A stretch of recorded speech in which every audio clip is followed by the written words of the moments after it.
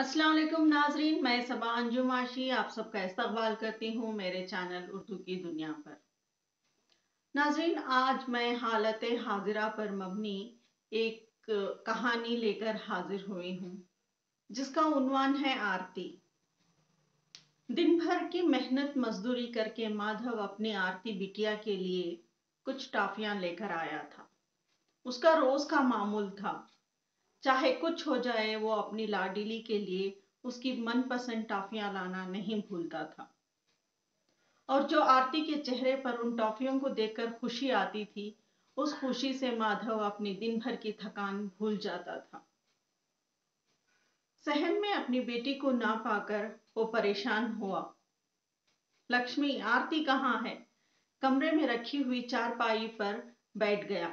कहने को चारपाई थी, लेकिन उसकी एक टांग टूटी हुई थी।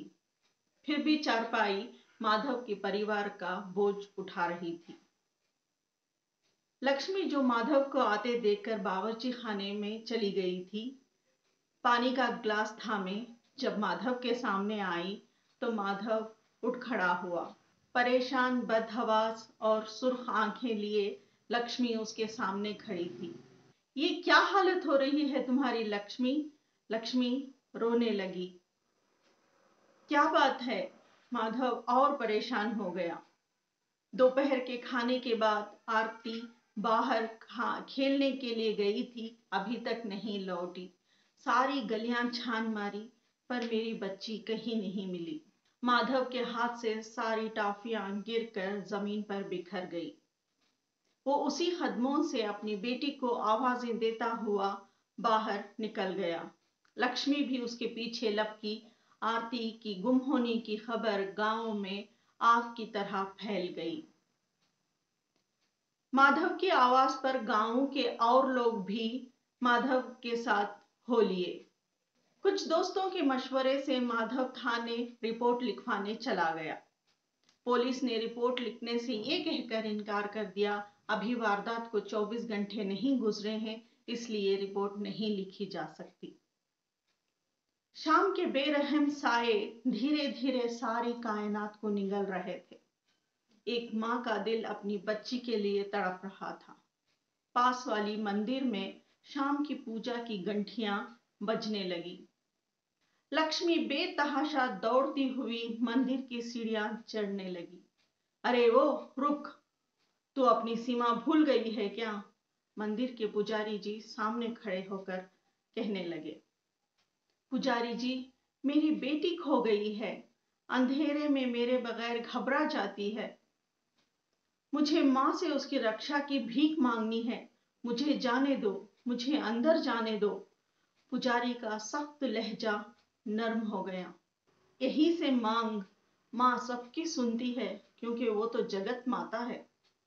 इधर माधव दीवानों की तरह पास के जंगल में आरती की तलाश में भटक रहा था। माधव, ओ माधव, देख तो ये क्या है? टॉर्च की हल्की सी रोशनी में माधव को देर नहीं लगी अपने जिगर के टुकड़े को पहचानने में। खून से लथपथ आरती बेजान सी झाड़ियों में पड़ी हुई थी। माधव अपनी कमीज उतार कर अपनी बच्ची को समेट कर तड़प उठा। सारी गांव की औरतें लक्ष्मी के पास जमा हो गई थी। लक्ष्मी वही मंदिर की सीढ़ियों पर बैठी अपनी देवी माँ से अपनी बेटी की सलामती की प्रार्थना किए जा रही थी। लक्ष्मी, लक्ष्मी, ये देख, हमारी आरती किसी दरिंदे की दरिंदगी की भेंट चढ़ गई। माधव ने आरती का जख्मी और बेजान जिस्म लक्ष्मी की गोद में डाल दिया। लक्ष्मी बुद्ध बनी अपनी 13 साला मासूम आरती को तके जा रही थी। उसका दिल धड़कना भूल गया था। उसकी आंखें फटी की फटी रह गई। लक्ष्मी जानती थी आरती को अनजाना लिम्स बहुत बुरा लगता है। अपनी बेटी की अजियत का सोचकर उसके बदन में एक झिरझिरी सी आ गई। आरती के बेजान जिस्म को वो अपने सीने से लगाए बेतहाशा चीखने लगी। सरकारी अस्पताल के कर्मचारी ने जब आरती को लेने के लिए आए तो अपनी गोद खाली होते देखकर वो किसी जख्मी पंछी की तरह तड़पने लगी। आरती, आरती, ऐसी कोई आंख नहीं थी जो इस मंजर को देखकर बही ना हो। आरती को अस्पताल ले जा चुके थे। माधव अपना सर पीट रहा था। पुजारी जी ने नमनाक आंखों से ऐलान किया, आज मंदिर में कोई पूजा नहीं होगी।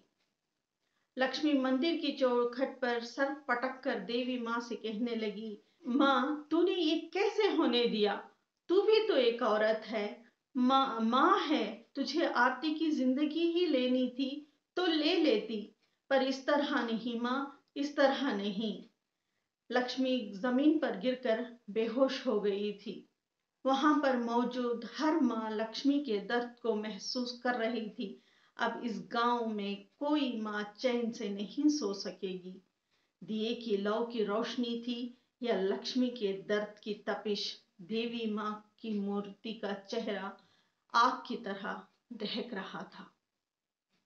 दोस्तों, मेरी ये कहानी कैसी लगी कमेंट बॉक्स पर जरूर बताएं। मेरे चैनल को लाइक करें, सब्सक्राइब करें। बहुत बहुत शुक्रिया।